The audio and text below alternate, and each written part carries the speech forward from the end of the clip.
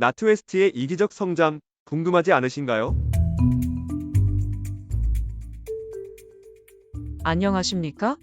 2월 19일 오늘의 주요 뉴스를 시작하겠습니다. 노동당 키어 스타머는 지난해 거의 10만 파운드의 세금을 납부했습니다.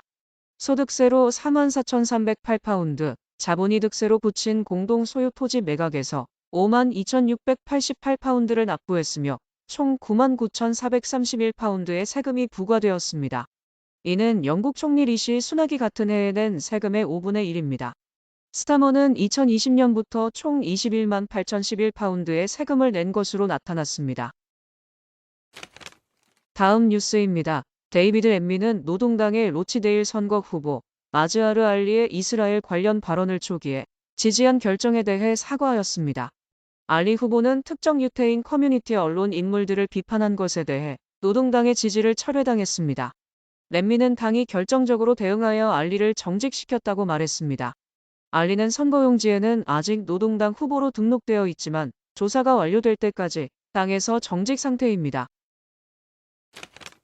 다음 뉴스입니다. 영국 노동당 대표 키어 스타머가 브리아나 게이의 어머니가 의회를 방문한 날 리시 스넥 총리의 여성 정의와 관련된 농담에 충격을 받았다고 밝혔습니다. 스넥 총리는 자신의 발언에 대한 사과를 거부했으며 이에 대해 스타머는 기본적인 예의와 존중에 관한 문제라며 모든 사람이 안전을 느끼고 존중받아야 한다고 주장하며 총리의 사과를 요구했습니다.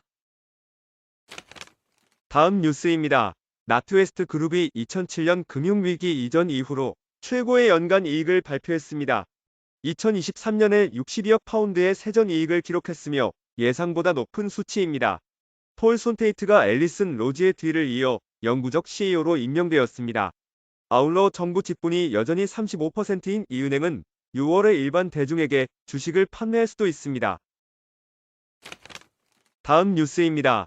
영국의 외무장관인 노드 캐머런이 미국 의회에 우크라이나에 대한 새로운 군사 지원 패키지를 지지해줄 것을 강력히 촉구했습니다.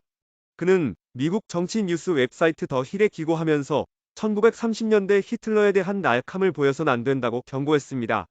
상원은 거의 600억 달러의 우크라이나 군사원조 법안을 통과시켰지만 공화당 지도부는 이 법안을 하원에서 막을 위협을 하고 있습니다. 다음 뉴스입니다. 스코틀랜드 보수당은 험자 유샤프 스코틀랜드 수상이 전 보건장관 마이클 매더슨을 해임하지 않은 데 대해 사과해야 한다고 요구했습니다. 매더슨 전 장관은 의회 아이패드 사용으로 발생한 11,000파운드의 청구서에 대한 조사가 진행되는 가운데 사임했으며 유샤프 수상은 그의 지지 결정에 대해 문제가 없다고 주장했습니다. 다음 뉴스입니다. 영국 노동당이 다가오는 총선에서 환경 프로젝트에 연간 28조 원을 지출하지 않겠다고 밝혔습니다. 당초 2021년 발표된 녹색 경제 계획은 시간이 지나며 변동이 있었습니다. 케보다가미치 최고 당수는 보수당이 경제에 가한 피해를 이유로 고급 단열재와 같은 에너지 효율성 높이기 프로젝트 속도를 늦추겠다고 언급했습니다. 하지만 2030년까지 영국 전력을 온실가스 증가 없이 순수하게 생산하겠다는 목표는 유지하고 있습니다. 마지막 뉴스입니다. 공식 자료에 따르면 가자 지구와 하마스 간의 충돌 이후 이스라엘 경제가 예상보다 크게 위축되었습니다. 2023년 4분기 국내 총생산이 연간화 기준 19% 감소, 10월부터 12월까지 5% 하락했습니다. 가장 치명적인 공격을 받은 이스라엘과 하마스는 전쟁 상태이며 공격으로 인해 1,200명이 사망했습니다. 이에 대한 이스라엘의 군사 캠페인으로 팔레스타인 지역에서 29,000명이 사망했습니다. 전쟁은 지출, 여행, 투자 감소로 이어졌으며 정부 지출은 전쟁 비용과 보상으로 크게 증가했습니다. 2023년 전체 이스라엘 경제는 2% 성장했지만 10월 7일 공격 전에는 3.5% 성장할 것으로 예상되었습니다. 오늘의 주요 뉴스를 마칩니다. 시청해주신 여러분 고맙습니다.